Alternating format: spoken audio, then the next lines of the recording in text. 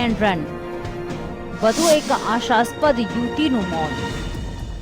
બેફામ બનતી બીઆરટીએસની બસ. બેલગામ બીઆરટીએસ પર અંકુશ કઈ રીતે?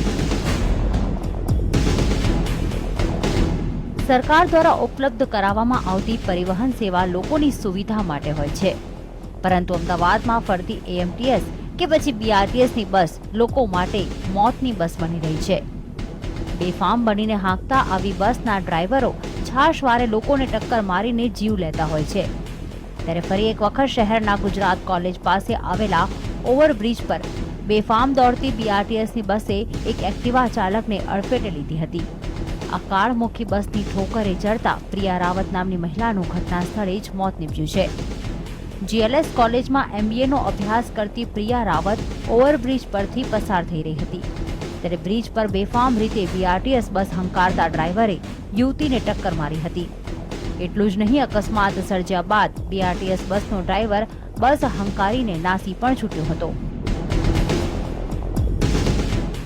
10 વાગ્યાના સુમારે પ્રિયાબેન શ્રવણકુમાર રાવત જે ખોખરા રહે છે તેઓ પોતાનું એક્ટિવા લઈ જીએલએસ કોલેજમાં જે અભ્યાસ કરતી હોય તો જતી હતી. તે દરમિયાન 10 વાગ્યાના સુમારે અહીંયા આ એલિબ્રિજ પોલીસ સ્ટેશનની બાજુમાં ઓવરબ્રિજ છે ત્યાં સામેથી બીઆરટીસી બસ આવેલી અને તેની સાથે આગળ ડ્રાઈવર સાઈડના ટાવરે એને ટક્કર લાગતો એનું મોત નીપજેલ છે.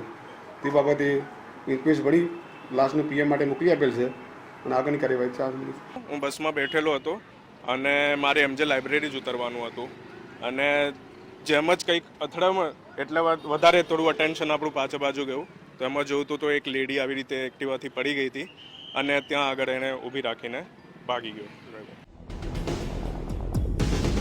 અકસ્માતની જાણ થતાં જ પ્રિયાના પરિવારજનો ઘટના સ્થળે દોડી આવ્યા હતા. મૃતક પ્રિયાનો મૃતદેહ જોઈને જ પરિવાર પર જાણે આભ તૂટી પડ્યું હતું. હાલ પોલીસે સમગ્ર મામલે અકસ્માતનો ગુનો નોંધીને વધુ તપાસ હાથ ધરી છે.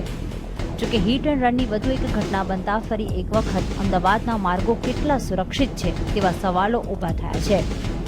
તો બીજી તરફ અમદાવાદના માર્ગો પર બેફામ રીતે બસો દોડાવતા બીઆરટીએસ બસના ડ્રાઈવરો અને બીઆરટીએસ બસના સત્તાધીશોની કામગીરી સામે પણ અનેક પ્રશ્નો ઊભા થયા છે. પરંતુ હાલ તો હકીકત એ છે કે બેલગામ બીઆરટીએસ બસની અડફેટે આશાસ્પદ યુવતી પ્રિયાનું મોત નીપજ્યું છે.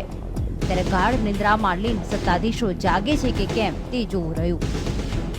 કેમેરામેન વસંત સાથે મોનિકા સિંહ, જીએસટીવી, અમદાવાદ.